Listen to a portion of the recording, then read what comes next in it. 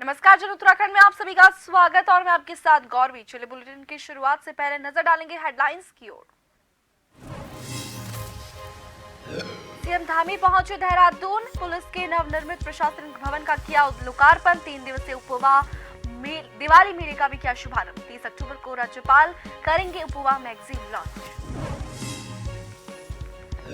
कोटद्वार से दिल्ली तक नई रेल सेवा शुरू। सीएम धामी ने पीएम मोदी और रेल मंत्री अश्विनी वैष्णव का जताया आभार। लंबे समय से चली आ रही जनता की मांग हुई पूरी।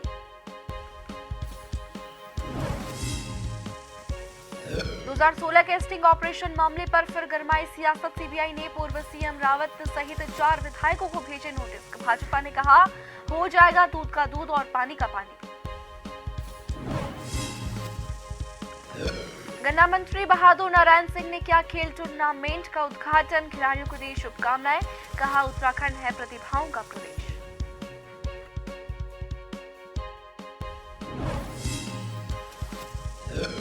देवी रथों के मंदिर में चल रहा लड़ी धूरा महोत्सव संपन्न। 6 दिन तक हुए आयोजन। आखिरी दिन मंदिर में लगा श्रद्धालुओं का तांता।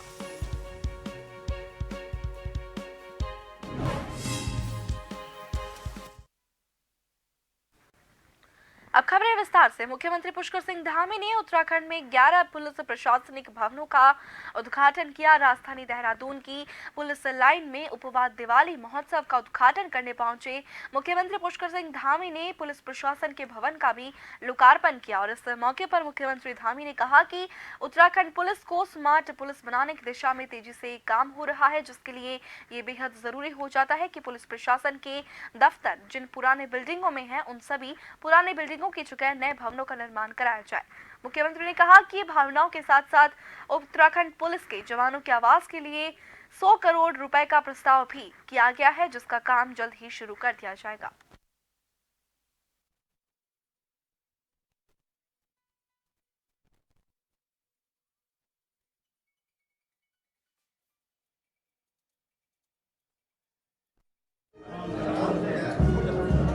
देखिए, आज बहुत सारे भवनों का 11 भवनों का लोकार्पण शिलान्यास यहाँ पर हुआ है और अगले 3 वर्षों में हमने 100 करोड़ रुपए की धनराशि का आगे प्रस्ताव किया है कि वो 100 करोड़ रुपए की धनराशि से पुलिस के आवास बनाए जाएंगे और उनको जो पुराने आवास हैं उनकी जगह पर अच्छे आवास बनाए जाएंगे, जिससे कि हमारे पुलिस को आवासों की जो एक अत्यधिक परेशानी है, 20% से भी कम अभी हमारे लगभग 18% आवास हैं, वो आगे हमारी योजना है कि धीरे धीरे जो है। उत्तराखंड में होने वाले इन्वेस्टर समिट को लेकर मुख्यमंत्री पुष्कर सिंह धामी का कहना है कि कई शहरों के साथ विदेश में भी उद्योगपतियों से मुलाकात की गई है, जिसके दौरान उद्योगपतियों के साथ एमओयू हो रहे हैं। उत्तराखंड में उद्योगपति उत्तराखंड को लेकर दिलचस्पी दिखा रहे हैं। त्रिवेंद्र सरकार में हुए इन्वेस्टर समिट के दौरान जिन उद्योगपतियों के द्वारा एमओयू किए गए थे और जिन्होंने उद्योग लगाए नहीं हैं, उनसे भी संपर्क किया जा रहा है। पुष्कर सिंह धामी का कहना है कि हवाई कनेक्टिविटी बढ़ाने को लेकर अब प्रदेश सरकार की कोशिश है, क्योंकि देश के 77 शहरों में उत्तराखंड से कनेक्टिविटी है, जिसको बढ़ाए जाने को लेकर प्रयास किए जा रहे हैं। देखिए, एक तो मैं बताना चाहता हूं कि 2018 में इन्वेस्टर समिट राज्य के अंदर हुई थी। उस समिट में भी बहुत सारे प्रस्ताव और बहुत सारे एमओयू उस समय हुए थे। उसमें से बहुत सारे लोगों से हम लोग कांटेक्ट कर रहे हैं और इस दौरान जो हमने उसी काम को आगे बढ़ाया, उसमें इंग्लैंड, आबू धाबी और दुबई, दिल्ली और मद्रास, इन शहरों में सभी निवेशकों से और उद्योग समूह के लोगों से मिलना हुआ था, सबसे बातचीत की है। सभी से बात करने के बाद बड़ी संख्या में निवेशकों के प्रस्ताव और उनका आकर्षण उत्तराखंड की ओर है, ये बात बिल्कुल स्पष्ट हो गई है। अभी तक 65,000 करोड़ रुपए के निवेशकों के करार हमारे साथ हो गए हैं, लेकिन आने वाले समय में और भी बड़ी संख्या में आने वाले हैं। लेकिन हमने तय किया है कि एमओयू होते रहेंगे और उसको आगे गुणवत्ता के आधार पर या राज्य की जो प्राथमिकता होगी या राज्य के लिए जो ज़्यादा फायदेमंद होंगे, उन सभी को हम अपनी प्राथमिकता में लेंगे। मुख्यमंत्री पुष्कर सिंह धामी ने मेरी माटी मेरा देश अभियान के तहत राज्य स्तरीय अमृत कलश यात्रा कार्यक्रम में प्रतिभाग किया। इस दौरान टिहरी सांसद माला राज लक्ष्मी शाह, कैबिनेट मंत्री सतपाल महाराज, विधायक खजानदास सहित भाजपा के कई नेता भी मौजूद रहे। सीएम धामी ने उत्तराखंड के शहीदों के घरों से आने वाले मिट्टी के कलश पर श्रद्धांजलि अर्पित की। साथ ही शहीदों के परिवारजनों से भी उन्होंने मुलाकात की। इस दौरान सीएम ने कलश यात्रा को दिल्ली के लिए रवाना किया।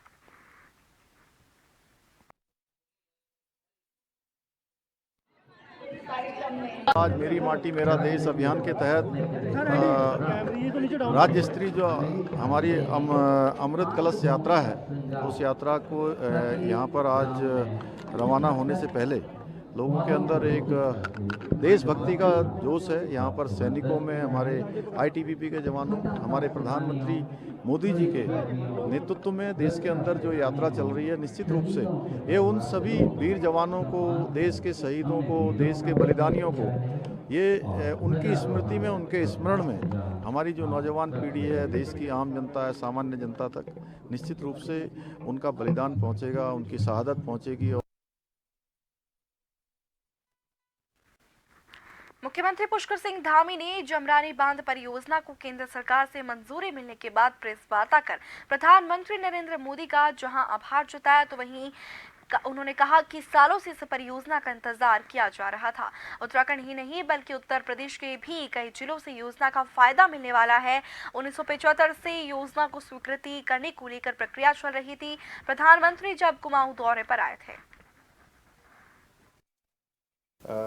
जमरानी बांध परियोजना, जिसको 2 दिन पहले भारत सरकार की कैबिनेट कमेटी ने अपनी स्वीकृति प्रदान की है, निश्चित रूप से ये परियोजना बहुत लंबे समय से लंबित थी और लंबे समय से पूरे क्षेत्रवासियों को, तराई भावर के लोगों को और तराई भावर के साथ साथ उत्तर प्रदेश के भी बहुत सारे जिलों को इस योजना के स्वीकृत हो जाने से बहुत लाभ मिलने वाला है। जहां तराई भावर की हल्द्वानी, नैनीताल और उधम सिंह नगर के अलावा उत्तर प्रदेश के रामपुर समेत अनेकों जिलों को पेयजल और सिंचाई, इसके जो कमी है वो कमी समाप्त होगी, पूरी होगी। और ये योजना 1975 से अपनी स्वीकृति की इंतजार कर रही थी, स्वीकृति का लगातार प्रतीक्षा थी इसकी। मुख्यमंत्री पुष्कर सिंह धामी ने उपराष्ट्रपति जगदीप धनखड़ से राजभवन में शिष्टाचार मुलाकात की। इस दौरान उपराष्ट्रपति ने कहा कि विकास और पर्यावरण संरक्षण के बीच संतुलन बनाने की जरूरत है। ये धरा हमारी नहीं है, हमें इसे आने वाली पीढ़ियों को सौंपना है।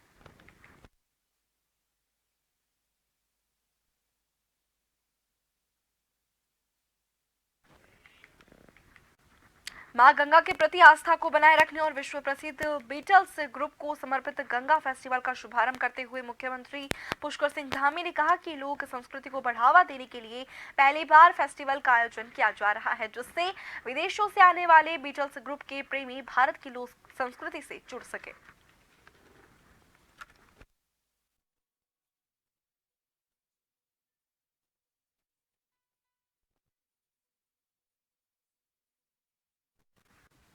उत्तराखंड के मुख्यमंत्री पुष्कर सिंह धामी राजस्थान, मध्य प्रदेश और छत्तीसगढ़ में होने वाले चुनावों में प्रचार प्रसार करेंगे। इसके लिए केंद्र नेतृत्व ने मुख्यमंत्री को स्टार प्रचारक के तौर पर चुना। 1 नवंबर से लेकर 28 नवंबर के बीच मुख्यमंत्री पुष्कर सिंह धामी इन तीनों राज्यों में स्टार प्रचारक के तौर पर चुनावी हुंकार भरेंगे।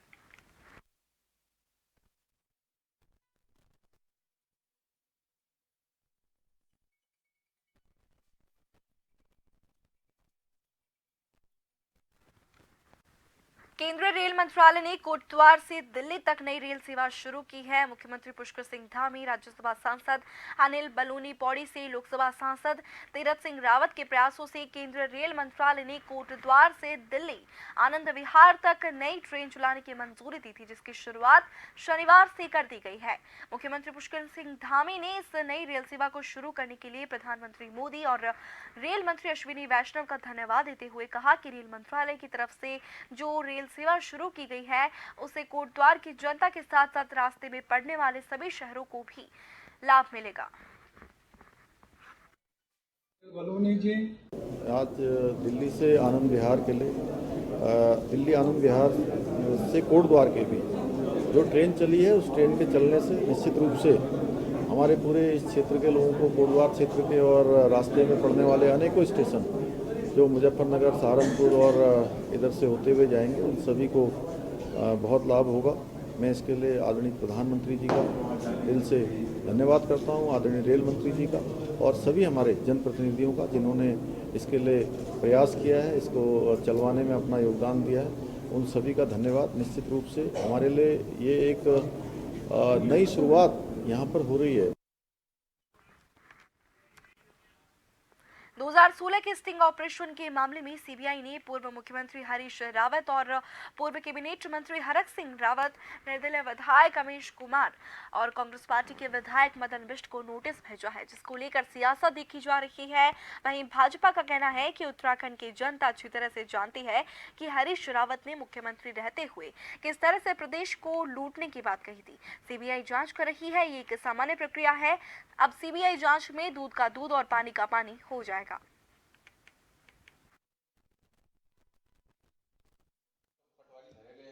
ये जो सीबीआई जांच है, सीबीआई के द्वारा नोटिस दिए जा रहे हैं, ये सब जब हरीश रावत जी प्रदेश के मुख्यमंत्री थे, ये उस समय के उनके आपस के झगड़े, लेन देन के झगड़े हैं और वो लेन देन का झगड़ा राजनीतिक रूप लेकर के बड़ा रूप उसने लिया। पूरे प्रदेश की जनता को इसकी जानकारी है और ये एक रूटीन की प्रक्रिया है। सीबीआई के पास वो जांच चल रही है, सीबीआई उसकी जांच कर रही है, तो ये अपनी प्रक्रिया के तहत सीबीआई नोटिस भी भेज रहे हैं, उनसे पूछताछ भी करेगी।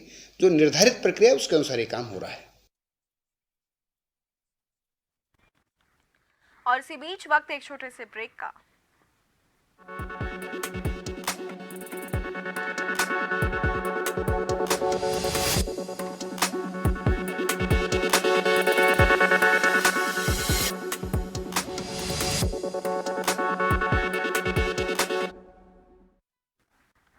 ब्रेक के बाद आप सभी का स्वागत है। बढ़ेंगे खबर की ओर। उद्यान विभाग के घोटाले में रानीखेत के विधायक डॉक्टर प्रमोद नैनवाल और उनके भाई सतीश नैनवाल का नाम आने के आरोप में रानीखेत कांग्रेस कमेटी ने गांधी चौक पर विधायक डॉक्टर प्रमोद नैनवाल का पुतला दहन किया। वक्ताओं ने कहा कि विधायक के इस कृत्य से प्रदेश भर में रानीखेत की छवि खराब हुई है। भाजपा जहां जीरो टॉलरेंस की बात करती है, वहीं उसके विधायकों का नाम आए दिन घोटालों, गुंडागर्दी और महिलाओं के साथ दुराचार के मामलों में लेकर आए दिन जुड़ता रहता है। कार्यकर्ताओं ने ये भी आरोप लगाया कि स्थानीय विधायक के द्वारा सभी विभागों में अपने पद दुरुपयोग करते हुए अधिकारियों को दबाव में लेकर निजी स्वार्थ के लिए गलत तरीके से कार्य किए जाते रहे हैं। वक्ताओं ने कहा कि कांग्रेस कार्यकर्ताओं के न्यायालय पर पूरा भरोसा है। आशा जताई कि जल्द से जल्द सीबीआई जांच को पूरा करेगी और दोषियों के खिलाफ कार्रवाई की जाएगी।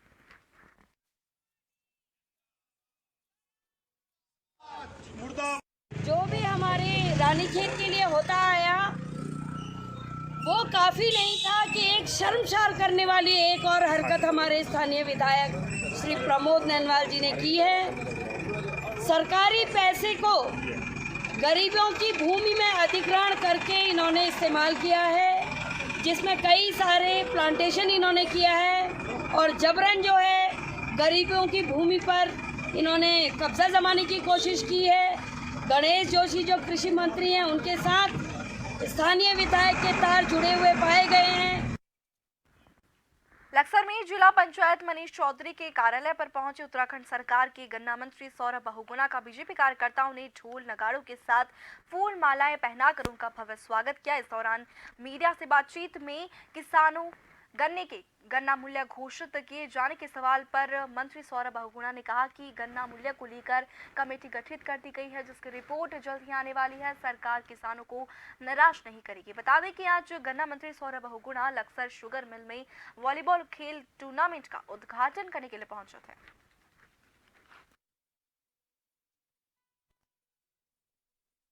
आपको बताया है कि हमने लगातार 7 समीक्षाएं बैठकें कर चुकी हैं। सारी मिलों में, चाहे वो प्राइवेट हो, चाहे वो सहकारी हो, चाहे वो सरकारी हो, लगातार रिपेयर के काम चल रहे हैं। कोशिश यही है कि जिस तरीके से पिछला पेराई सत्र अच्छा बीता है किसान भाइयों के लिए, कोई ब्रेकडाउन नहीं हुए, कोई चीनी मिलों में हमारी खराबियां नहीं आई, हमारे किसान भाइयों की जो फसल खरीदी उसको समय पे लिया गया मिलों के द्वारा।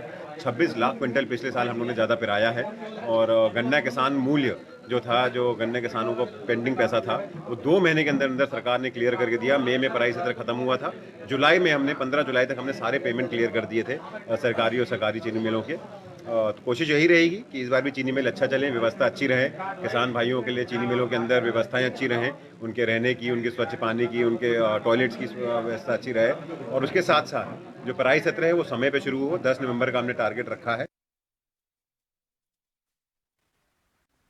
लक्सर में Rai Bahadur Narayan Singh sugar mill limited में खेल टूर्नामेंट का उद्घाटन करने के लिए उत्तराखंड के गन्ना मंत्री सौरभ बहुगुणा पहुंचे, जहां उन्होंने खिलाड़ियों को बधाई दी। उन्होंने कहा कि उत्तराखंड प्रतिभाओं का प्रदेश है, उत्तराखंड में प्रतिभाएं छुपी हुई हैं, बस उन्हें निखारने की जरूरत है। उन्होंने कहा कि भारतीय जनता पार्टी की सरकार ने छिपी हुई प्रतिभाओं को उजागर करने का काम शुरू किया है। खेल कार्यक्रमों को बढ़ावा देकर छुपी हुई प्रतिभाओं को उजागर करने का काम भारतीय जनता पार्टी कर रही है।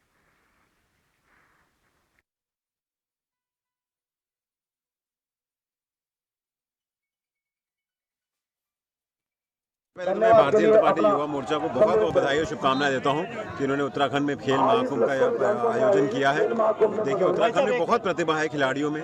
उत्तराखंड के युवाओं को मौका मिलना चाहिए परफॉर्म करने का, और आज ये मौका युवा मोर्चा के द्वारा उनको दिया जा रहा है। मैं माननीय प्रधानमंत्री नरेंद्र मोदी जी का बहुत बहुत धन्यवाद करता हूँ, जिन्होंने खेल को प्राथमिकता देते हुए इस देश में आगे बढ़ाया है। आज आप देखिए, एशियन गेम्स में भारतीय खिलाड़ियों ने रिकॉर्ड स्थापित किया कि पहली बार हम 100 मेडल पार किए।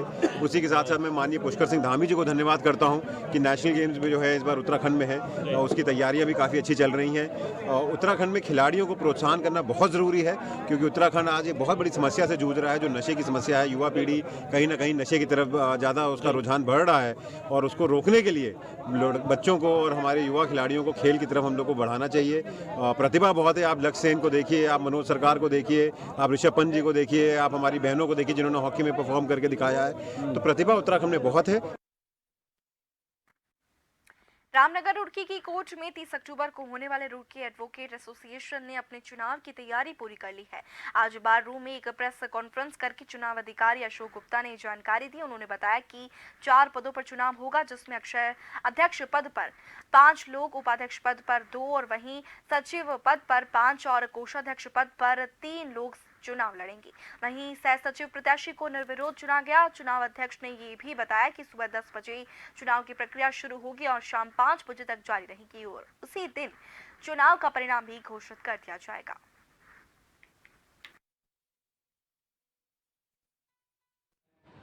एडवोकेट एसोसिएशन के जो है वार्षिक चुनाव है 2023-24 के लिए, और ये जो है 30 अक्टूबर 2023 को दिन सोमवार को इसकी पोलिंग होगी, सुबह 9 बजे से लेकर 4:30 बजे तक के, और उसके पश्चात जो है 5 बजे से इसकी काउंटिंग शुरू हो जाएगी सेम डे।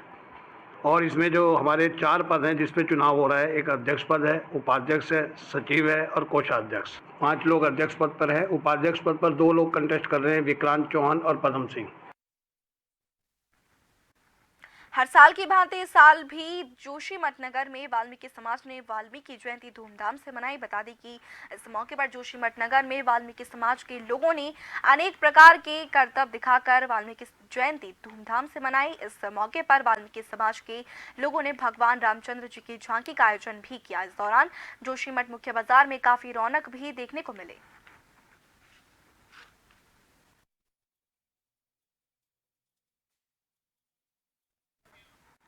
और इसी के साथ जन उत्तराखंड में फिलहाल के लिए इतना ही। बने रहिए जन टीवी के साथ। नमस्कार।